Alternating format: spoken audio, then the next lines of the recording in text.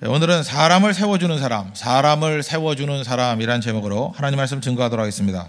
그 디모데 후서를 쓸 때의 바울의 상황을 보면 일단 나이가 많이 들었습니다. 노년의 때였고 또 감옥에 있을 때였습니다. 그래서 이것도 일종의 옥중서신 가운데 하나입니다.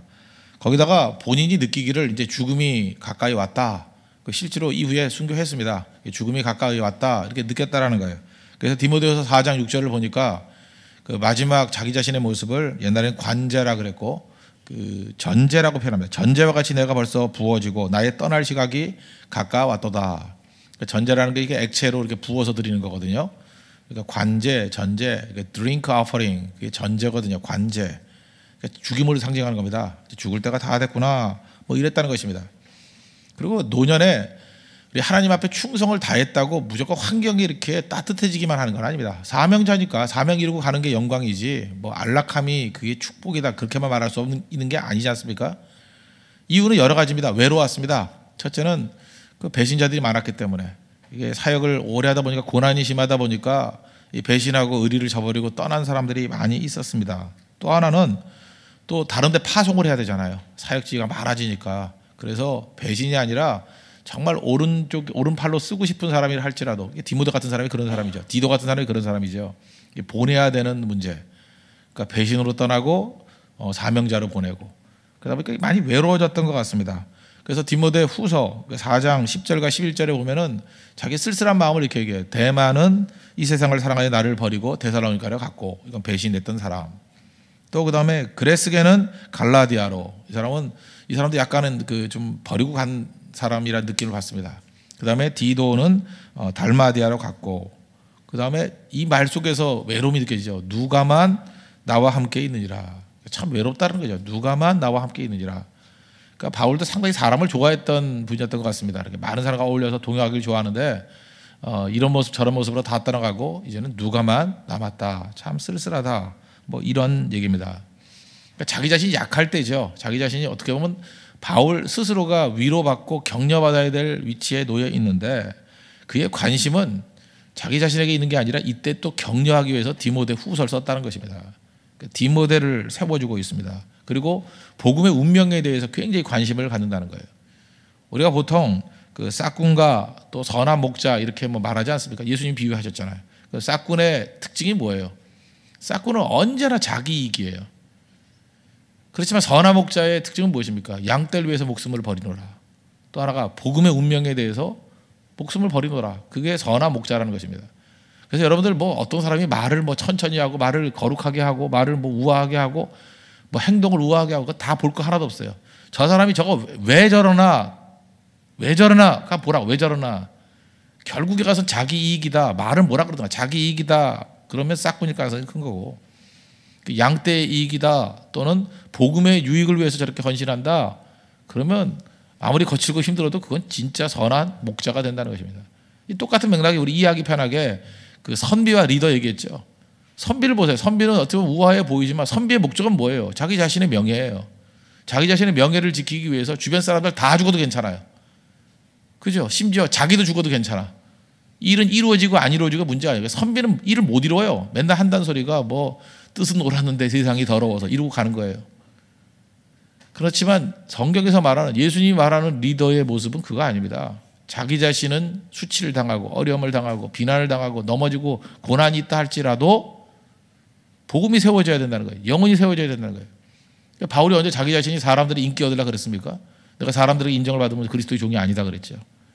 누가 나를 인정해 준다고요? 하나님 나를 인정해 준다고. 지금은 한참 지났으니까 바울을 이렇게 존경하는 거지 당시에는 배척받고 사람들이 싫어하는 존재였다는 것입니다. 왜요? 그 복음의 유익만을 위해서 뛰는 사람이었기 때문에. 이게 참된 목자의 모습이라는 것입니다. 오늘 여기서 이 디모데후서 이 서론을 들어가면서 우리가 느끼는 게 뭐냐? 바울은 진짜 선한 목자였다. 왜? 자기 자신이 정말 어려운데 그 디모데를 위해서 모든 격려를 아끼지 않잖아요. 그래서 내 코가 적자인데 누구를 격려하느냐? 이건 옳지 않다는 것입니다. 아무리 바닥에 있다 할지라도 격려하면 살아납니다. 나도 살고 상대도 살고. 그래서 자기 자신의 무드가 안 좋을 때 주변 사람까지도 이렇게 해꾸지하는 사람들 이건 자기중심적인 사람이에요. 그러나 자기가 죽음 직전에 가 있다 할지라도 마지막 하는 것이 정죄가 아니라 격려가 된다 그러면 주변에 있는 많은 영혼들을 살리는 우리 능력의 종이 될 것입니다. 디모데는 믿음의 아들이라고 얘기를 하는데 루스드라에서 만난 사람이죠. 근데 이 사람은 어찌 보면 약간은 좀 약골입니다. 성격도 약골이고 몸도 약골이고 일단 성격이 소심합니다. 사역자가 이렇게 사자의 심장을 가지고 가야 되잖아요. 빌립보서 1장 8절 같은 데 보면은 바울은 자기 자신을 이렇게 묘사하잖아요. 내 안에 그리스도의 심장으로 너에게 권하노니. 그러니까 내 안에 사자의 심장이 있다는 거예요. 담대하잖아요. 근데 또 누구나 다 담대한 게 아니잖아요. 그 디모데는 좀 이렇게 소심함이 있었다는 것입니다. 맨날 머뭇거리고 우유부단하고 또 육체적으로도 몸이 많이 약했는가 봐요. 연약했는가 봐요. 그 디모데전서 6장 같은데 그 후반부에 5장인가요? 그 후반부에 보면은 너 뭐 소화 잘 안 된다며 포도주를 약으로 조금씩 써라 뭐 이런 얘기도 나와요. 그 정도로 몸이 약한 사람이었습니다. 근데 그로 하여금 담대함 가지고 주를 위해서 나아가라 이렇게 격려하는 모습이 나오더라는 것입니다. 얼마든지 약점 공격할 수 있는데 정죄가 아니라 선택하죠. 격려한다는 거예요. 그럼 우리가 어떻게 격려할 것인가 우리 살피겠습니다. 첫 번째는 사랑을 표현하는 거예요. 세 가지를 표현하겠는데 첫째 사랑을 표현하라. 2절 보십시오. 사랑하는 아들 디모데에게 편지하노니. 여러분 똑같은 것도요 따뜻함으로 전하면은 살아납니다. 뭐 예를 들어서 이렇게 우동이 한 그릇 있다고 합시다. 그럼 따뜻한 우동 아침이니까 별로 먹고 싶지 않나요? 여러분들이 밤늦게 되면 따뜻한 우동 제가 조금만 묘사를 해도 막 침이 꼴깍꼴깍 먹고 싶다. 근데 차디찬 우동 누가 먹어요 그걸? 냉모밀 말고 뜨거운 건데 차디찬 거. 똑같은 재료 똑같은 그 요소들이 다 들어있다 할지라도 따뜻하면 멋진 것이 되지만 차가우면 아무것도 안 된다는. 근데 어떤 사람은 하나님께서 모든 좋은 것들을 다 주셨는데 그 따뜻하게 안 주고 차갑게 주는 사람이 있어요. 그래서 좋은 건데도 불구하고 사람들이 거절하는 따뜻함이 있어야 된다는 것입니다. 따뜻하면 어떻게 돼요? 표현해야 된다는 거예요. 표현할 때 살아나게 된다는 것입니다. 누구나 그래요. 사랑받으면 자신감 같습니다. 근데 사랑받지 못하면 자신감이 없어요.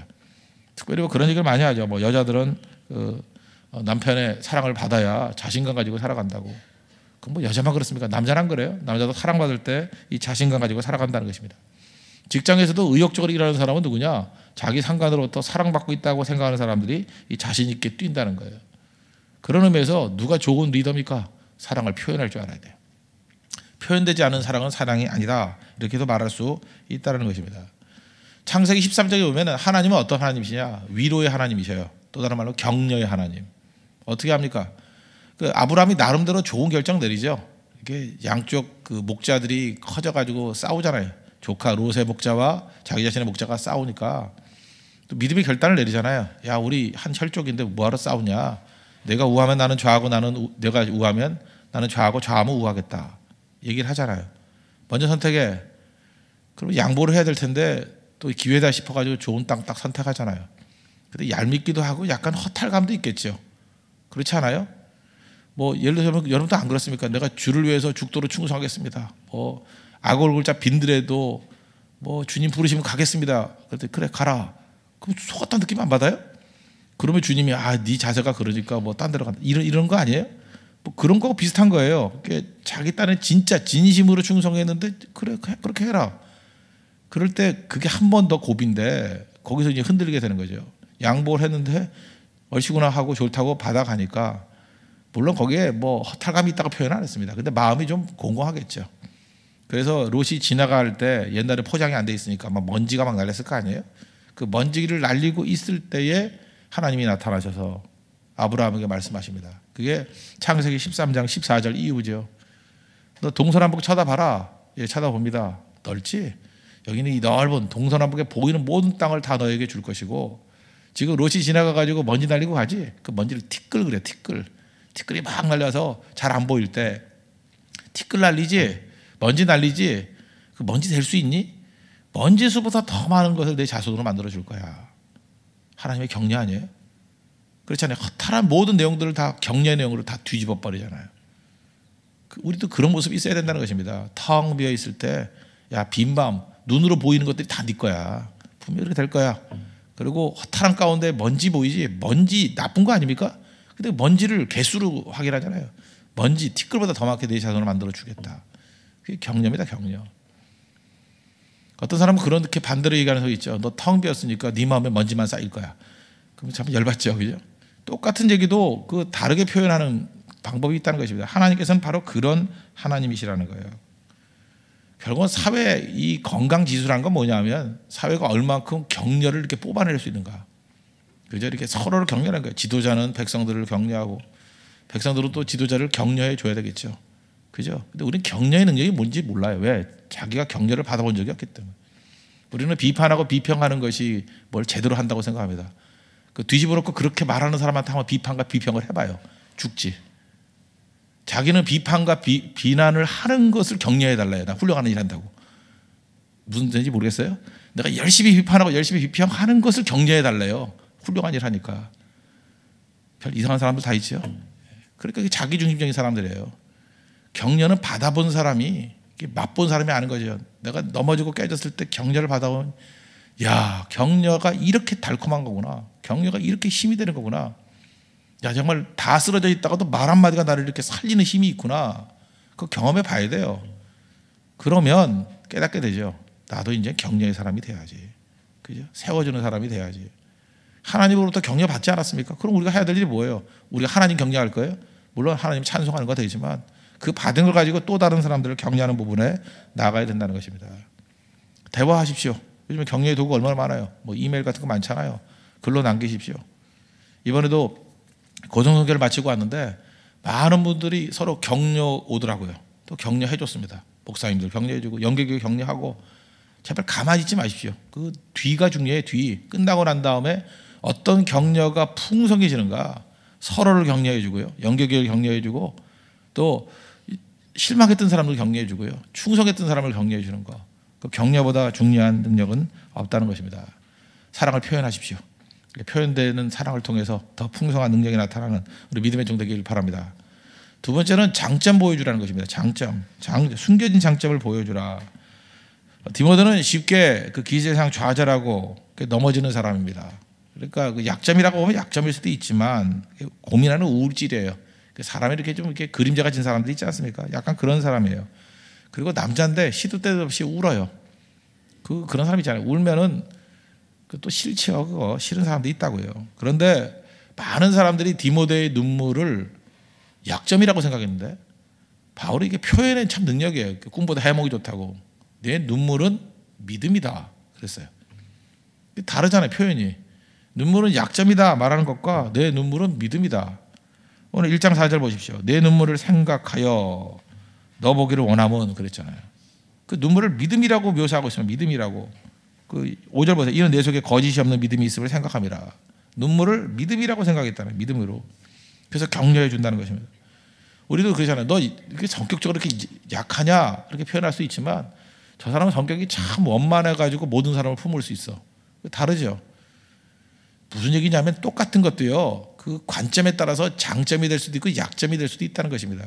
그래서 좋은 교회는요. 모든 성들이 다 모여서 약점으로 일하지 않고 그것을 장점으로 일하게 만드는 거예요. 뭐든지 하나가 100% 장점이 될 수는 없습니다. 어떤 때는 뭐 이렇게 싸울 때는 장점이 되는 게 평화 시에는 약점이 될 수도 있고요. 그리고 그걸 그때 쓰면 되는 거잖아요. 그렇지 않아요? 하나님 앞에 그런 모습이 있어야 돼요. 그래서 자꾸 약점 얘기하지 마십시오. 그 약점은 그 관점에 따라서 다 약점을 얘기할 수 있다니까요. 그런데 장점으로 얘기하면 모든 약점이 다 장점이 될 수도 있다는 것입니다. 바울 보세요. 눈물을 믿음이라고 묘사했다. 이게 멋진 거죠. 거기다가 되게 이렇게 디모데 같은 사람은요, 이렇게 우유부단하기 때문에 자기 자신에서 의기소침해질 때가 참 많습니다. 그런데 예를 들어서 지금 아버지가 헬라인이고 어머니가 유대인이잖아요. 그 사도행전에 나오죠, 16장에.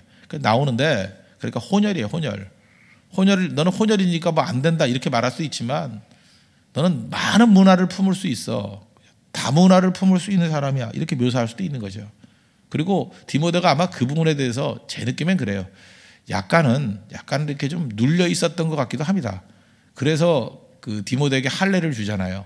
그 유대인 같이 돼가지고 좀 자신 있게 하라고. 저는 디모데가 아니었다 그러면 사도 바울이 할례를 주지 않았을 수도 있다고 생각을 합니다. 근데 디모데 같이 이렇게 마음이 약하고 뭔가 이렇게 외부적인 공격에 대해서 약한 사람들은 그냥 조건 다 갖춰주는 게 좋아요. 그리고 당당하게 일해라. 사실 해도 되고 안 해도 되는 문제인데 그게 그렇게 마음에 찜찜함이 있으면 해버리라. 뭐 그런 취지라고 생각을 합니다. 그래서 이런 사람에게 주는 마음이 뭐예요? 그 속에 있는 숨겨진 장점, 자기 자신이 인정 못하는 장점들을 막 얘기를 하잖아요. 그게 5절 하반절이에요. 먼저 이 믿음은 먼저 내 외조모 로이스와 내 어머니 유니게 속에 있더니 내 속에도 있는 줄을 확신하더라. 너 지금 아버지가 헬라인이라고 해서 뭐 이렇게 꿀리고 있지? 아니야. 네가 얼마나 훌륭한 집안에서 태어난지 아니? 내 어머니 로이스 믿음 엄청나잖아. 외조모 로이스, 어머니 유니게 어마어마한 믿음의 그 유산들 갖고 있지 않냐? 그 믿음이 내 속에도 있는 것을 내가 확신한다고. 이게 능력입니다. 그게 능력. 하나님 앞에서 우리도 이런 모습으로 격려하고 세워주는 그런 모습이 있어야 된다는 것입니다. 우리가 박지성 선수가 있어가지고 잘 아는 그 맨체스터 유나이티드가 있지 않습니까? 그거 재밌잖아요. 최근에 뭐 여러 가지 기사들이 쭉 나오기도 하고 그러던데, 이 퍼거슨 감독이 있을 때는 똑같은 선수인데 꽤 잘했던 것 같아요. 근데 하여튼 이름도 재밌죠. 모에스죠, 모에스. 너 지금 모에스 하는 거죠, 이미.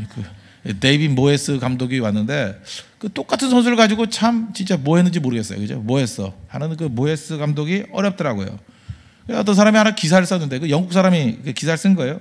근데 그 기사 내용이 뭐냐 하면 그 퍼거슨하고 모에스하고 차이점이 뭐냐? 이제 가슴에 딱 와닿더라고요. 퍼거슨 얘기만 하더라고요. 퍼거슨은 모든 선수로 하여금 자기가 세계 최고의 선수라는 확신을 준대요. 그 참 의미 있는 거 아니에요? 퍼거슨은 그 할아버지가 좀 얘기를 하면 그냥 뭐 은연중에 똑같은 실력의 선수인데 내가 세계 최고의 선수라는 자부심을 갖게 만든대요. 그러니까 진짜 세계 최고의 선수로 뛰잖아요. 근데 모에스는 뭐 좀 약간 좀 젊어서 그런지 모르지만 이렇게 좀 약점을 더 많이 아는 것 같고 경쟁 체계를 만들고 뭐 그런 게 좀 있는가 보죠. 뭐 이때 시간이 좀 지나봐야 알겠지만, 그런데 그런 것들이 오히려 선수들 그런데 이렇게 격려로서 훈련받았던 사람이 이렇게 눌림이 있더라고요. 눌림이. 그래서 제가 이제 목사니까 저는 또 요약 능력이 있잖아요. 요약을 하건데 퍼거슨은 나름대로 그 격려 시스템이 있는 사람이에요. 반면에 모에스는 아직도 젊기 때문에 그런지 모르지만, 젊은 초창기 감독이기 때문에 그런지 모르지만 조금 이렇게 격려 시스템에 약간은 문제가 있는 것 같아요. 조금 시정하면 다 나아지겠죠. 그런 과정을 꼭 우리가 배워야 된다는 것입니다. 여기서 알 수 있는 중요한 게 뭐예요? 똑같은 선수인데 다르잖아요. 결과가. 그만큼 숨겨진 장점을 이야기해 주는 게 얼마나 중요한지 그걸 알게 된다는 것입니다. 사실 그 퍼거슨이 그런 얘기 했잖아요. 박지성 얘기할 때 박지성이 장점 얘기했잖아요. 뭐 동양인이 작고 뭐 이런 거 안 하고 산소 탱크 그런 거 얘기한 사람 아니에요. 그죠? 장점이 뭐라고요? 끊임없이 뛰는 거라고. 그러니까 상대편도 사실 뭐 진짜 산소 탱크겠습니까? 근데 산소 탱크 나타났다 그러니까 괜히 뛰는 것 같고, 박지성도 사실은 후반전 되면 힘들 거 아니에요. 근데 뛰려고 그러면 산소 탱크, 나 산소 탱크다 하면서 자기도 모르게 뛰잖아요. 그런 거 아니에요? 이름이 중요한 거, 이름이. 저는 옛날에 안정환 선수 때 그래요. 안정환 선수한테 맨날 사람들이 그랬어요. 무슨 반지에 제한 거르고 뭐 체력이 약한 사람. 그리고 진짜 체력이 약한 사람이 되더라고. 몇 번 못 뛰는 선수가 돼버렸어요. 그 말이 중요한 거예요. 자기 자신을 그렇게 규정해버리잖아요. 그걸 왜 받아들여? 내가 왜 체력이 약해? 그래야죠. 그래서 그거 아닌 걸 보여줘야죠. 세상의 규정에 속지 마십시오. 서야 된다는 거예요. 올바로 서야 된다는 거예요. 세 번째로 우리가 좋게 격려하는 방법은 뭐냐면 그 기도하라는 것입니다. 사실 기도보다 더한 격려가 어디 있겠습니까? 최고의 격려는 기도죠. 기도는 죽은 자를 살리고 잠자는 자를 깨우고 모든 사람을 일으키는 힘이 있다는 것입니다. 우리가 맨날 그 설렁탕 먹지 않습니까? 참 설렁탕 먹고 있는데, 설렁탕 지금이야 뭐 이렇게 조리가 다 돼서 나오지만 설렁탕 진짜 그 소 그 우려낸 국 먹으면 그거 먹겠어요? 소금 집어넣어야 간을 해야 먹죠. 마찬가지로 우리 인생에 모든 게 다 갖춰졌다 할지라도 기도는 제가 볼 때 그 소금에 소금. 기도가 들어가야 맛이 나요. 기도가 들어가야 비로소 살아나기 시작한다는 것입니다. 바울은 모든 격려의 핵심인 기도를 아끼지 않아요. 5절 3절 보십시오. 내가 밤낮 간구하는 가운데 쉬지 않고 너를 생각하여, 그러잖아요. 기도했다. 우리 많은 사람들은요 사역을 말로 하는 사람이 있습니다. 말로 다 해요. 말로. 어떤 사람은 또 글로 하는 사람이 있다. 잊지 마시오. 사역은 기도로 하는 겁니다. 기도로 하는 거예요. 이번에도 우리 고성성에 가서 얼마나 많은 기도를 했습니까? 아침 저녁으로 또 시간마다 낮 시간에 계속해서 기도하고 기도했더니 그 눈물의 기도가 동역자를 모으게 만들고, 눈물의 기도가 또 사람들 살리고, 눈물의 기도가 일으키는 능력, 힘이 있지 않습니까? 기도보다 중요한 건 없다라는 거예요. 그래서 우리가 최고의 격려는 그 사람을 위해서 항상 기도하는 모습을 가질 때 그게 최고의 능력이 될 수 있다는 것입니다. 저는 지금도 한번 옛날 그 사역들 한번 회고해 봤어요. 회고해 봤더니 제가 옛날에 어떤 우리나라에 어떤 훌륭한 목사님 계셨는데 그분이 그런 얘기를 하더라고요. 자기가 사역을 할 때 500명을 놓고 기도를 쭉 했는데 500명의 이름을 쭉 외울 수 있었다고. 근데 참 그 의미가 있더라고요. 그래서 그거 따라 좀 해봤었는데 저도 옛날에 유초등부 이렇게 초등부 사역을 했거든요. 그때 한 100명 정도 되는 아이들을 놓고 기도를 했는데 정말 1번부터 100번까지 100번 좀 넘었던 것 같은데 순서 그대로 기억하면서 기도했던 걸 봤어요. 외우려고 외운 게 아니에요. 매일같이 기도하니까 그 순서대로 기도가 나오더라고요. 쉽게 얘기해서 이런 거하고 똑같은 거죠. 간사님이 계시는데 거기 종들이 누구예요? 뭐 이렇게 얘기하면 잘 대답 못하는 사람 있죠. 열심히 안 했다 그렇게 말하고 싶진 않지만 기도 안 한 건 확실해요. 어떤 영혼들 놓고 기도를 하면 다 기억나는 거죠. 우리 지난번에도 뭐 어떤 이화진인가요? 화진이가 언니지. 이렇게 가정 놓고 내가 기도를 했어요. 기도를 했더니 내용들을 생각보다 잘하는 거예요. 잘하니까 깜짝 놀라더라고. 목사님 이걸 어떻게 알아요? 그 특별 새벽 기도회 때 일단 안수기도 한번 했고 써놓은 기도 제목 노트북에 입력할 때 또 한번 기억나고 그다음 맨날 기도하니까 기억나지 않나요? 성도들이 이렇게 기도 제목을 써준다는 게 얼마나 중요한지 아십니까? 기도 한 사람만 기억나요. 내가 보니까. 그리고 뭐 이렇게 이름 안 밝히고자 하는 그 진짜 디모데 같은 소심한 사람들이 있죠. 맨날 무명 뭐 부평에서 온 어떤 천사 뭐 이렇게 맨날 써놓은 사람이면 내가 누군지 알고 기도를 해. 누군지를 알고 그죠? 뭐 부평총가보다 뭐 이 정도밖에 다 알지 모르죠. 그러니까 정확하게 묘사를 해야 돼. 자기가 기억나게 누군데 기도 제목이 뭐고 제발 두리뭉실 얘기하지 말고 정확하게 기도하다 보면 기도로 만나는 거예요. 기도로. 그리고 그게 격려가 되는 거죠. 제가 볼 때 그 자매들은 기도하면서 기억했다라는 거에 격려를 받더라고. 느낀 게 그거였어요. 기도보다 큰 격려는 없죠. 실질적으로 문제도 풀릴 뿐만 아니라 힘을 줄 뿐만 아니라 일어설 수 있는 힘이 된다는 것입니다. 디모데 후서 1장에서 우리가 보여주는 건 격려입니다. 그죠? 격려 받았으니 격려하라. 최악의 조건, 노년에 감옥에 갇히고 가장 외로울 때도 격려했던 바울, 그게 선한 목자라는 거예요. 사쿠는 항상 자기 이익이기 때문에 이거예요. 나 너무 힘들어. 그거 떠들고 다니면서 나 위로해줘. 위로받기 원합니다. 징징대고. 정말 사도 바울만큼 징징될 위치에 놓인 사람이 누가 있어요? 그런 거 없죠. 징징대는 거 중단하십시오. 그리고 격려하십시오. 어려우니까 격려하십시오. 그럼 살아나요. 알아요? 격려 받는 게 아니라 하나님 앞에 능력 받고 격려하십시오. 그럼 살아나요. 그러면 그죠? 사랑 표현하는 걸 통해서 격려하고 숨겨진 장점을 말해준 것으로 격려하고 기도를 통해서 격려한다 그러면 먼저 나 자신이 살 뿐만 아니라 통로니까 우리 주변들이 살아나는 우리 은혜의 역사가 나타나게 될 것입니다. 이번에도 많은 금주에도 일이 있었는데 우리 격려가 넘쳐나는 우리 축복된 종들 되기를 축원합니다. 기도하겠습니다. 이 시간 다 같이 하나님 앞에 간구하겠습니다. 격려가 살아있는 교회가 될 수 있도록 해달라고 우리 다 같이 하나님 앞에 간구하도록 하겠습니다.